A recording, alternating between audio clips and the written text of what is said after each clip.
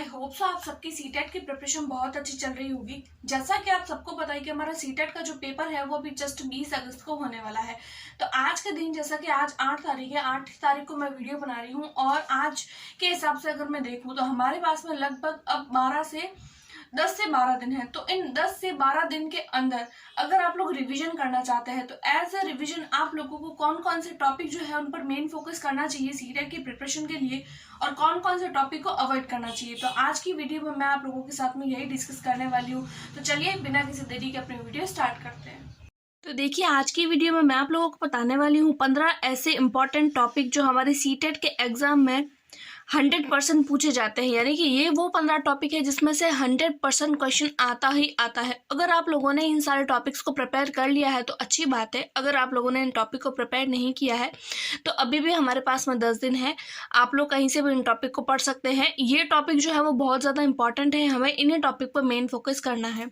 तो देखिए, ये वाले जो टॉपिक होंगे वो मैं सबसे पहले आप लोगों को जो बताऊंगी वो पेपर 1 और पेपर 2 दोनों के लिए है। यानी ये जो टॉपिक है, अगर आप लोगों ने पेपर 1 पेपर 2 दोनों का फॉर्म भरा है तो इक्वली दोनों के लिए ही इंपॉर्टेंट होने वाले हैं, क्योंकि ये जो टॉपिक है वो हर एक पार्ट जो होता है हमारे सीटेट का, अगर वो लैंग्वेज वाला हो तो या सब्जेक्ट वाला हो या साइकोलॉजी हो, सब में पूछे जाते हैं। तो देखिए, सबसे पहले अगर मैं आप लोगों को बताऊं तो हमारे पास में जो टॉपिक आ जाता है वो होता है जीन पियाजे, दूसरा आता है वाइगॉस्की और तीसरा आता है कोहलबर्ग। देखिए, ये तीनों जो टॉपिक है वो बहुत ही ज़्यादा इंपॉर्टेंट है। इन टॉपिक में से 100% हर साल और हर एक सेक्शन में से क्वेश्चन आता ही है। और साइकोलॉजी में अगर देखा जाए तो 3 नंबर के क्वेश्चन जो है इसमें से पक्के पूछे ही जाते हैं। देखिए, पियाजे, वाइगॉस्की और कोहलबर्ग जो होता है ये सीटेट की एक तरीके से आत्मा है। अगर हम लोगों ने इस टॉपिक को नहीं पढ़ा है तो फिर मतलब यूँ ही समझिए कि अगर इन टॉपिक को नहीं पढ़ा है तो हमने सीटेट की प्रिपरेशन करी ही नहीं है। तो ये वो टॉपिक है जो हमें 100% पढ़ने हैं। अगर आप लोगों ने पढ़ लिए हैं तो अच्छी बात है, नहीं पढ़े हैं तो आप इन टॉपिक्स को ऊपर से भी देख लीजिएगा या फिर सिर्फ क्वेश्चन प्रैक्टिस कर लीजिएगा या सिर्फ और सिर्फ प्रीवियस से देख लीजिएगा तो भी आप बहुत अच्छा स्कोर कर जाएंगे। दूसरा अगर मैं आप लोगों को टॉपिक बताऊं तो वो आता है लर्निंग डिसेबिलिटी से रिलेटेड।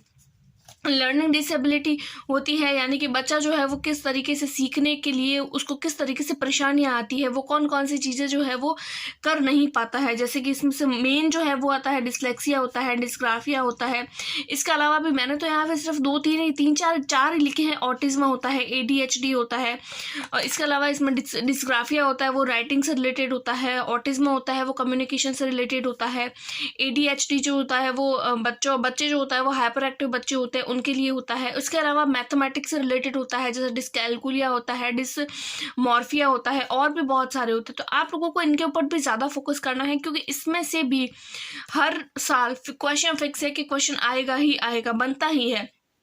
उसके अलावा मैं आप लोगों को अगला टॉपिक बताऊं तो अगला टॉपिक आ जाता है इंक्लूसिव एजुकेशन। इंक्लूसिव एजुकेशन को समावेशी शिक्षा बोलते हैं। इसमें से कुछ क्वेश्चन जो है वो 100% बनते ही है।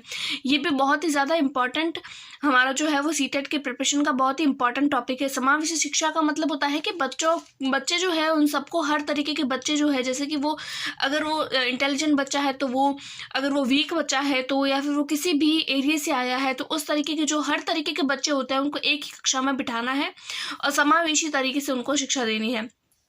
अगला मैं अगर आप लोगों को मोस्ट सबसे इंपॉर्टेंट टॉपिक बताऊं तो वो आता है ग्रोथ एंड डेवलपमेंट वाला।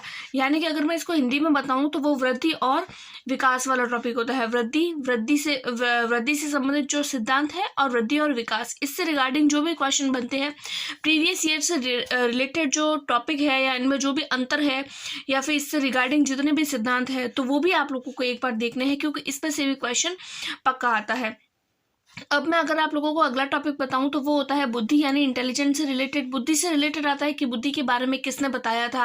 हार्वर्ड गार्डनर की जो बुद्धि का वाला जो टॉपिक है वो भी बहुत ज़्यादा, क्योंकि वैसे तो बुद्धि से सिद्धांत जो है उससे रिगार्डिंग बहुत सारे जो साइकोलॉजिस्ट थे उन्होंने बताया था, लेकिन हमारे इस पेपर में मोस्टली जो होता है वो हार्वर्ड गार्डनर से ही, उनकी जो बुक है फ्रेम्स ऑफ माइंड, उससे रिगार्डिंग क्वेश्चन जो है वो ज़्यादा बनती है। इनकी 7-8 तरीके की बुद्धि है, उसको अगर आप लोग एक बार भी ऊपर से देखेंगे तो बहुत ही अच्छा स्कोर कर पाएंगे।